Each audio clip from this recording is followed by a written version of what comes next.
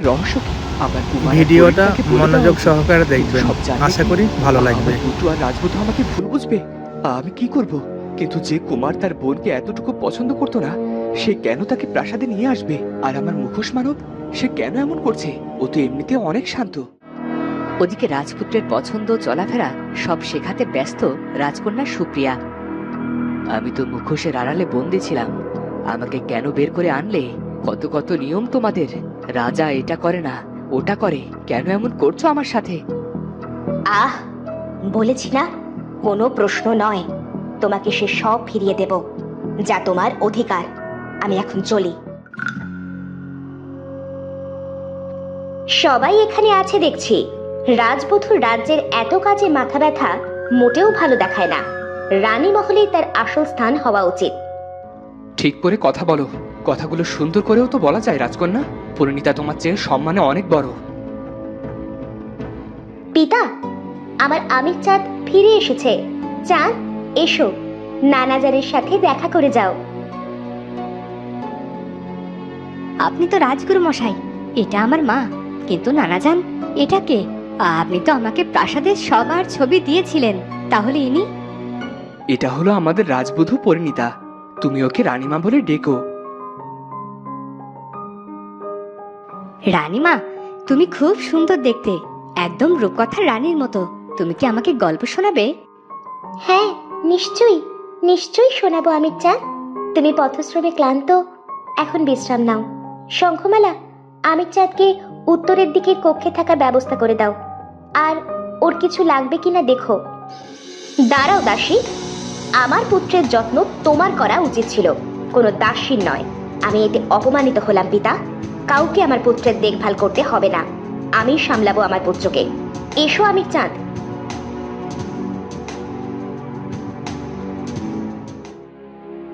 ওদিকে পাতালে বন্দি থেকে রাজপুত্র হাঁপিয়ে উঠেছে, মুখোশটা যেন তার কষ্টের মাত্রা বাড়িয়ে দিয়েছে। আমাকে এখান থেকে বের হতেই হবে। আমার রাজ্যের বিপদ নিয়ে ফিরে এসেছে ওরা, কিন্তু ওরা কারা ছিল? আমাকে এখানে নিয়ে এলো কেমন করে? পরিরাজ, পরিরাজ, আমাকে সাহায্য করুন পরিরাজ। তখন সেখানে এলো পরিরাজ। কে তুমি মুখোশ মানব? আমাকে কেন ডেকেছো? আমি রাজপুত্র। কে বা কারা যেন আমাকে এখানে বন্দি করে রেখেছে, আমাকে এখনই মুক্ত করো। আমি আর এখানে থাকতে পারছি না। আমি তোমাকে এখনই বাইরে নিয়ে যাওয়ার ব্যবস্থা করছি। পরিরাজ তখন রাজপুত্রকে নিয়ে বাইরে এলো আর তাকে মুখোশ থেকে মুক্তি দিল। ধন্যবাদ পরিরাজ, আমি এবার পরিণীতার কাছে ফিরে যাই। আমাকে দেখতে না পেয়ে হয়তো বড্ড দুশ্চিন্তা করছে। না রাজপুত্র, এখন তোমার প্রাসাদে যাওয়া উচিত হবে না। প্রাসাদের প্রতিটি কোণে তোমার জন্য মৃত্যুর পসরা সাজানো হয়েছে। কি বলছেন এসব? কে আমাকে মারতে চায়? কেনই বা মারতে চায়?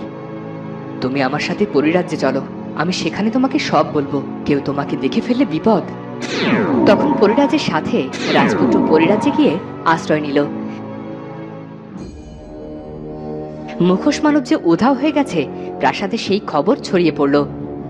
না না, এটা কিছুতেই হতে পারে না। আমার পরিকল্পনা কেউ ভেস্তে দিতে পারে না। আমার ছেলেই হবে এই সিংহাসনের একমাত্র অধিপতি। আমার স্বামীর অপূর্ণ ইচ্ছে আমি পূরণ করব। সময় মতো মুখোশ মানুষও। ওদিকে পরিণীতার মনে একদম সুখ নেই। প্রাসাদে এমন শূন্য রূপ সে কখনো অনুভব করেনি। পরিণীতা, মা, কি হয়েছে তোমার? তোমার মন এত অশান্ত কেন? রাজগুরু মশাই, আমার কেন যেন মনে হচ্ছে হুট করে রাজপুত্র কেমন বদলে গেছে। নিজের পরিচয় যেন সে ভুলে গেছে। মুখটা এক, কিন্তু সবকিছুই বদলে গেছে। এমন একটা খটকা আমারও লাগেনি তা নয়, কিন্তু সেটা প্রমাণের তো কোনো রাস্তা নেই। যে রাজপুত্র কখনো কোনো সিদ্ধান্ত নেওয়ার আগে সবার সাথে আলোচনা করেন, তিনি কেমন করে এত বড় ভুল করতে পারেন? এ সময় উজির পুত্রের ফিরে আসা বড্ড প্রয়োজন।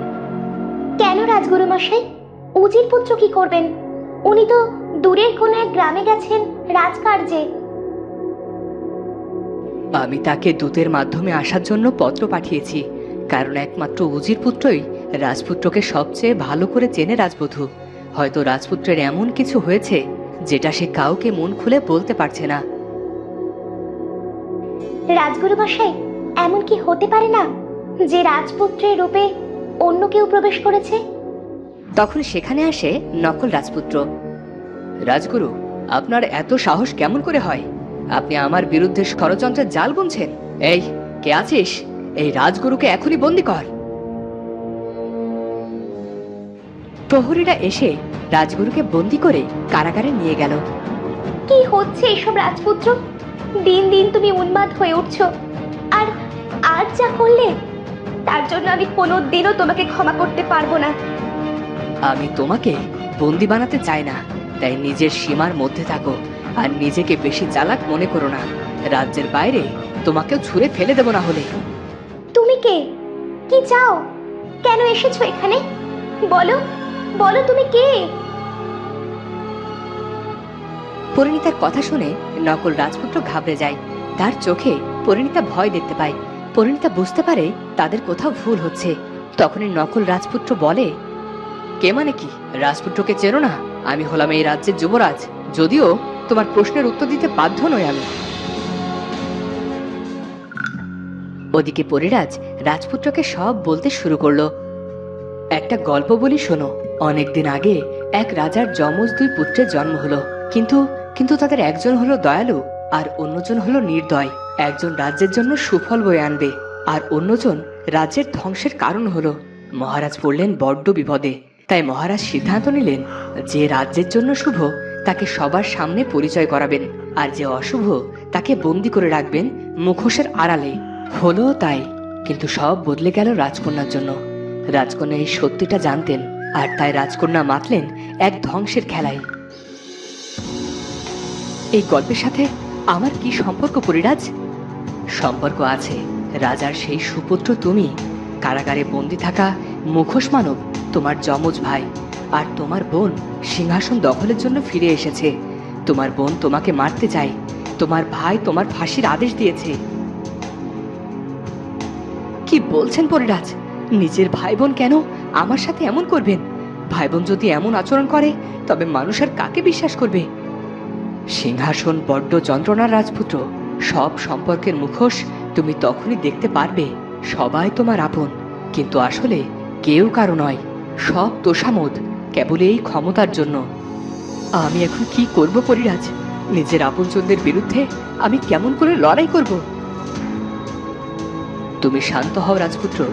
যা করতে হবে একদম ভেবে চিন্তে করতে হবে, নইলে একটু ভুলের কারণে অনেক বড় মাসুল দিতে হবে।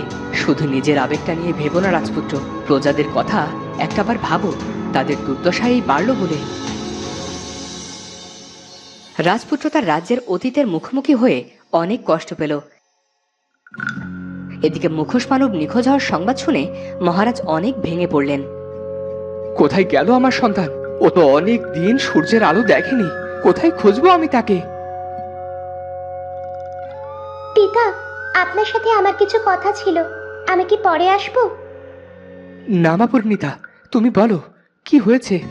আমার কন্যা সুপ্রিয়ার কথাই তুমি কিছু মনে করো না। জন্মের পর থেকে মায়ের স্নেহ সে পায়নি। অকালে স্বামীকে হারিয়েছে, তাই একটু অন্যরকম হয়ে গেছে। না পিতা, আমি কিছুই মনে করিনি। তবে যুবরাজ আজ ভীষণ অন্যায় করেছে। আপনি দয়া করে কিছু করুন। তখন সেখানে রাজকন্যা সুপ্রিয়া আসে। কেমন স্ত্রী তুমি? নিজের স্বামীর নামে অভিযোগ জানাতে তোমার এতটুকু বাধলো না? ছি, তুমি তো দেখছি রাজবধূর মানটুকুও রাখতে জানো না। ক্ষমা করবেন পিতা, যুবরাজ রাজগুরুকে কারাগারে পাঠিয়েছে। এমন অন্যায় আমার পক্ষে মেনে নেওয়া সম্ভব নয়। আমি শুধু আপনাকে জানিয়ে গেলাম। আমি চলি পিতা।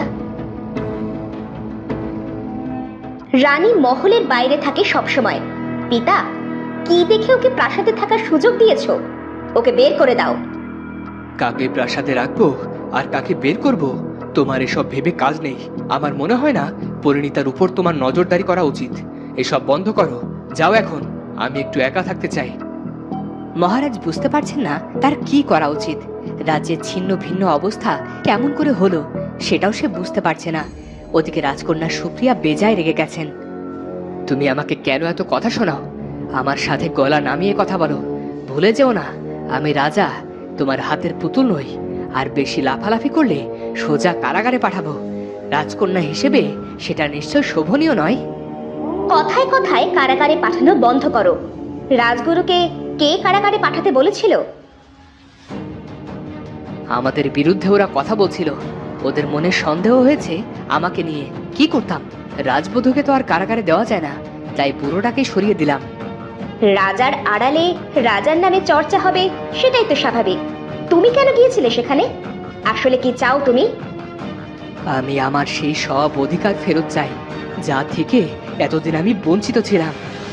তার মানে?